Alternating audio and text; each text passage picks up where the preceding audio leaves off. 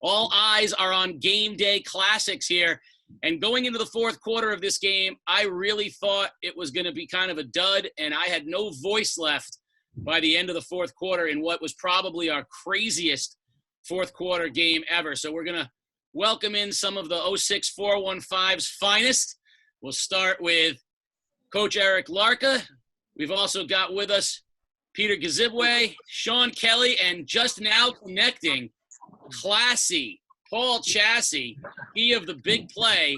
And we welcome all of the Bobcats onto the call tonight as we are at halftime. And let me start with Coach Larka. I see you got the banner behind you, your Yes, 2015 team. Go back a few years for me when this game came up. And at this point, you guys kind of knew you had a special thing going. Looking back now, watching the first half, what are your initial impressions of you and your team when you kind of knew you had something special doing? I mean, honestly, I think we knew all season we had something special. So, I mean, we worked our asses off in that for that all season. We went hard. We knew we had special talents. I mean, these three guys that are on the call right now, probably three of the top 5 best players I've ever coached. So we knew going in we had something special. So we knew we had to just ride it out, do what we had to do. But yeah, we had a special, just the chemistry, not even X's and O's, just the chemistry amongst these three guys and the rest of the guys on the team was something I've never had since then either. So let me ask you, Peter, you guys, I'm here with, I have a Bobcat football, I have a B squad player, soon to be an A squad player upstairs in my house. Yeah. Did you guys all play down on Cougar Field? Were you guys all Cougars as youth? And when did you kind of figure out that your group was going to be special? It's actually crazy. I've always been younger than everybody else in my senior class that I had graduated with. So growing up, they were always a squad ahead of me. So I was on C squad, they were on B squad because they had like the weigh-ins back in the day and the age limit. So it wasn't actually until A squad, until me, Paul Chasse, Dan, Sean Kelly, we all actually played together, Dante Rodiger. And at that point, I was like, okay, we actually have a special team on our hands. And Lincoln was known for losing and stuff like that from the past years, just watching them. So I just knew they never actually had a real class that graduated Cougars as a whole. So I knew as soon as we all actually hit the weight room and took it serious, we knew that the sky was the limit. So Sean, early on in this game, you were on fire. You hit Paul for a big touchdown early. You didn't get touched pretty much in the first half. You guys jump out 21-0. Be honest, looking back now, did you think at 21-0 this thing was just going to be, put to bed? Yeah, I'm sure I had that mindset back in the day, definitely. You had it the other day, Sean. He texted me that it should have been 70-0. Yeah, I mean, I feel like we just got ahead of ourselves. We just got a little too comfortable. I mean, we were just young kids back then. We were in high school. It was supposed to be like an anticipated game because we were both 4-1, but we're going to halftime and we were smoking them. Like, we had no problem with it at all. So I feel like going after the second half, we were just like, all right, game's basically over. But obviously it wasn't. No, I mean so we go into halftime. They score right before halftime. They switch the fields. You guys had a bad unsportsmanlike penalty, gave them a short field, and they punch one in, and then the third quarter, which was about as bad a quarter as you guys could have played, and before you know it, they're knocking on the door to try to take the lead. Goal line stand for 3 plays, and then finally they break through, but the extra point doesn't come through. I mean, it turned into what became a wild fourth quarter, and the big play. I joke. I call him. I wanted to call you Classy, Paul Chasse. My wrestling background, Classy Freddie Blassie, the WWF manager. But you became big play, Paul Chasse, because every time you touched the football in this game, something good happened for them. So I have to ask you, when on the big play where you score the touchdown, is it true that you ran the wrong route? In the second half? Yeah. Oh yeah, that's true. The initial play was for Sean to roll out, and I was going on an out route, but I pulled him aside. I'm like, I'm open all day on this on the go route, and I ran the go route, and it was there all day. Now Sean threw it into I think quadruple coverage. Yeah, it was just about that. But he put it on your hands. Did you know you were gonna get popped on that because you lowered your shoulder? You could kind of see that you were gonna get hit. Well, I was just looking at the ball the entire way through, and I was just like, I can just put my hands on the ball and catch it and pray for the best. But it was right there and scored. So now, who was that? You covering? Who was supposed to be covering Letelier on the final play where he's running wide open down the seam? Yeah, it was a little miscommunication. I thought it was just too late to get across the field, so I was trying to tell Nick to stay on him, but he didn't hear me, so he started running across the field, and I'm frantic, running all the way across the field trying to cover him. That was almost a heart attack right there.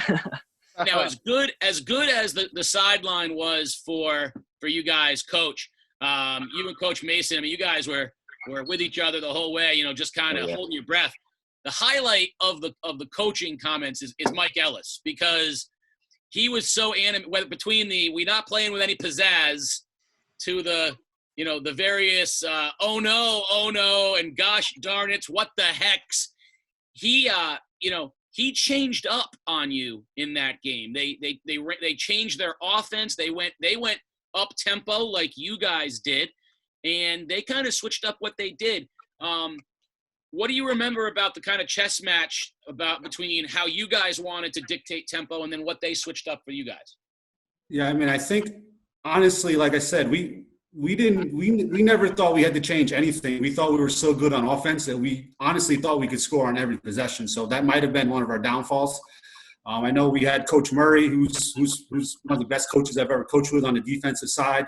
First half, he was lights out. Second half, whatever. But I joked with him today. His defense won us the NFA game, so I gave him slack on this game. But, I mean, we really offensively thought we could dictate anybody that season that we wanted to. So we really didn't change anything up. We just went in and thought we could score on anybody.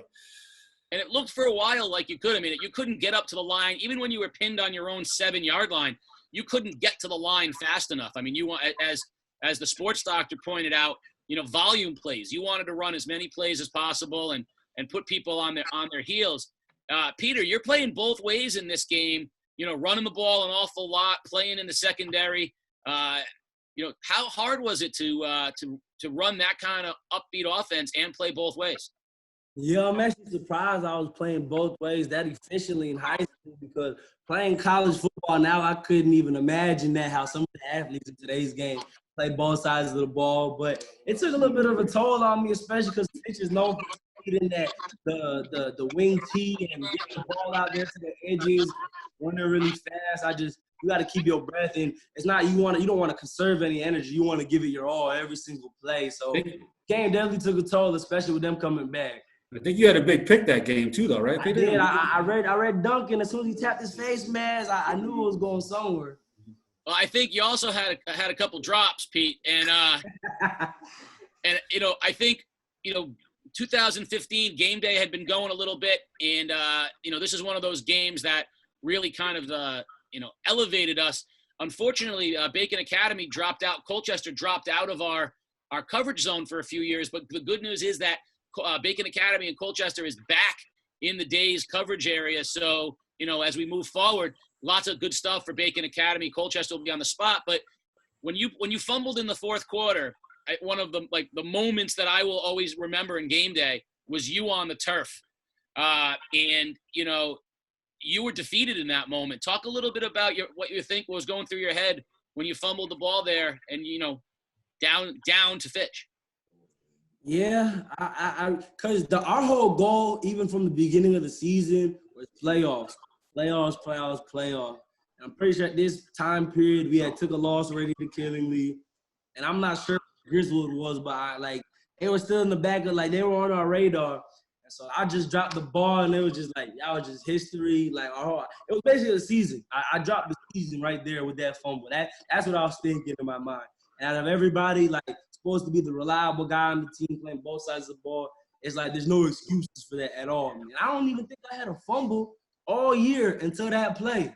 I don't think I fumbled my whole entire career, literally until that play against Fitch. And it just happened to be in that moment. And it was a scooping score. But to this day, me and Coach Larka watched the film. I'm pretty sure I was down. My knee was I remember after the game, I talked to you on the field after the game, and you said, you thought your knee was down. You wanted to see the film because you thought your knee was down. I was down 100%. I wish we had NFL review in high school or something. Or college. I was down. I mark it. I'll stand on it to this day. Sean, I called you a gunslinger during this game because you kind of had this, and I've known you since you were, younger than this, and swag is not something you lack. You've always had that swagger in whatever sport you were playing. And, I'm looking at this game, and I see Paul and Peter, and I see Bolden, and I see Geary, and I see Rodiger, and I'm like, you had a lot of talented people around you. Were practices like that for you where you just felt comfortable slinging it all over the place? Oh yeah, definitely. They made it a whole lot easier. I mean, we didn't really this year, my senior year, we didn't really throw the ball downfield a lot. We really just got into open space and let our playmakers do their thing. So it was a lot simpler than just throwing fades all the time. So really, they just got open on short routes and they made people miss and got yards after catch. I remember one of the plays that stood out too in this game where in that whole roller coaster, you guys are driving on that last drive and you get no pressure at all and you slip and you fall down. and you had been pressured so much in that game that they finally gave you max protect and you had nothing, and all you were trying to do was plant, and you fall to the ground, and your body language, you were so mad, and that of course sets up the next play to Paul. But do you remember falling to the turf at that point and thinking, what were you thinking then? I mean, I remember falling, but I don't think my knee touched the ground. What happened? The football touched the ground. You put the ball on the ground. Oh, did? I thought I had my hand down on the ground. You only get one. Either Peter didn't fumble or you weren't down, but you can't have Oh, yeah, but no, I remember that. But I mean, we scored a lot of points. I mean, our offense, we always had big plays. So I always kept that in the back of my mind. It wasn't nothing really. I mean, obviously it was like a wild sequence of 4th and 24 to score a game-winning touchdown. We'll be on the 25-yard line or something like that. So it was either really you just got to score a touchdown at that point.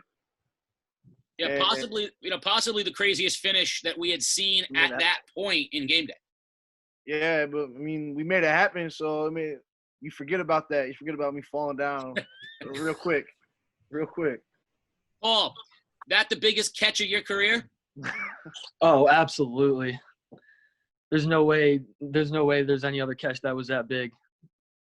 Now when you played, you ever had a game like that? I mean, because that was a huge game for you. You ever have a game like that in youth football, or at that point was that the biggest game you'd ever had? Well, clutchness for sure. That was crazy. The 4th down in the 4th quarter when we're down, definitely one of my best plays I've ever had. But I've had a lot of years playing football, 12 years with Cougars, and into high school. So I've had a lot of years. Is that the if someone were to come up to you and ask you the play you remember most in your career, would that be the one? Oh, absolutely. That's definitely the one. Or maybe the NFA play, the pick 6 against NFA. That was crazy too. Yeah. Which really did cement that game as well. I mean, put you guys on a magical season. I mean, and Bacon Academy has been competitive, but never quite like this. And we talk about a special group of kids. And Coach, this is a special group of kids. You get a cycle of kids like this every once in a while, and it's funny because I'm down there on Cougars field, and every time A squad's in a Super Bowl, they're talking about, is this the next Kazibwe, Kelly, Chasse? Like, is this the next group of guys? And of course, Dante Rodiger's father is the coach and a good friend of mine, and he always compares every group. He's like, this group's not as good as Dante's group. It's not as good as Dante's group. So, I mean, you got to have a special group. Have you had groups like this before or since? I mean, I had a very special season at Jonathan Law. Took them to the playoffs for the first time in 57 years. But this team, this season, this year, that year, 2015, most favorite year I've ever had doing anything athletically, either playing or coaching. So I thank those guys. They're special talent, and they made me have a great time and probably one of the best times of my life. So thank you guys for that for sure. Now I'm gonna give you a little plug because we're gonna head back to the second half pretty shortly. But before we do, I like to catch up with where everybody is and what everyone's doing. So I'm gonna give you a little plug. if you're out there and you're a high school football team, hire Coach Larka. He is ready for a job. Go bring him in. Let's go. Bring him in. And get you some wins. Absolutely. So, Peter, I know you're home right now, but tell everybody what you're doing right now and what the next few months, what the next year of your life looks like. Man, the next year of my life, gonna be kind of busy. I'm gonna get my body in shape for this next football season. Hopefully, the pandemic doesn't stop any of that. So, gonna grind, get my body in shape. Plan to have a beautiful season coming up. Start, of course. Record maybe 100 tackles and get a shot with my NFL Pro Day. Get a little 18, transform my body a little bit more, and graduate college. That's the biggest thing. I'll be one of the first people in my college. One of the first people in my family to graduate college. So that's gonna be big for my parents, especially everything that's going on. So I can't wait for that. So that's what I got in store for the next year. Maybe try to work out for the NFL and get ready and get this degree.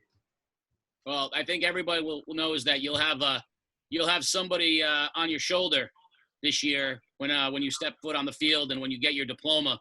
I'm sure you're going to be it's going to be an emotional year for you, but it's great that you're going to be graduating. And I know Texas is wide open, so I know you want to get back to Texas and get going with your football. Yes, sir. Yes, sir.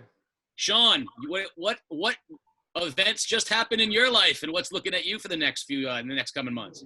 Yeah, so I just graduated from Missouri Southern. I applied a couple jobs, be a GA at a couple colleges. I got a couple offers right now. I got a couple interviews coming up, so I'm gonna deal with that. I gotta work it out. I'm looking around really all over, so I don't know where I'm gonna be next, but hopefully somewhere good, getting my master's in coaching football. What was your major? Business management. You gonna stick around and coach the Colchester kids at some point in your life? I don't think so. I don't know. I got a couple NCAA programs with some offers, so we'll see. Well, I don't know. I think NCAA Cougar football. I mean, it's 6-1. Paul, what about you? What's going on with Paul Chasse? Well, these days, I just got my associates in accounting at Three Rivers, and I'm probably transferring over to Eastern for next semester, and we'll see what goes from there.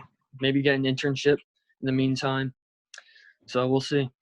So very good. So we got a college graduate, a soon-to-be college graduate, and on the track to be a college graduate. So we've got 3 successful Bobcats. Coach, more than even the football, you got to be proud of what you're seeing here from these 3 young guys. Yeah, I think these guys could attest to it. Like my coaching style is nothing about X's and O's. It's all about relationships. So the path these guys are on, I'm so happy, love them. I'm just one phone call, one text away. I'll do whatever I can to help these guys better their lives. So happy, very happy. So things to look forward to here in the second half of this football game. You get to see Sean Kelly get sacked, 12 times by Dante Paul. You get to see Sean Kelly fall to the turf. And you get to see the big throw, 2 big throws, one to Bolden and one to Chasse, both in very key spots. You get to see Kazibwe put it on the turf, but you also get to see big plays defensively and offensively from Peter. And then you get to see why he got the name Big Play Paul Chasse, because the final play of the game, all right, we already kind of hinted at it, but for those of you who are watching this game, the fourth quarter alone is worth its weight, and it's what turned this Fitch and Bacon into a game day classic. I want to thank Coach Erik Larka, Peter Kazibwe, Sean Kelly, and Paul Chasse for being with us as we revisit this 2015 classic. And guys, it's really, really great. Colchester's my home now, and watching you guys, get through high school and doing so well makes me very happy. And I think it's hilarious that my 12-year-old son had to reach out on Instagram in order to make this connection happen. But my son is a big Peter Kazibwe fan, so keep up the good work, guys. I'm really proud. Shouts out to him. Yes, sir. Tell him I said hello. Definitely.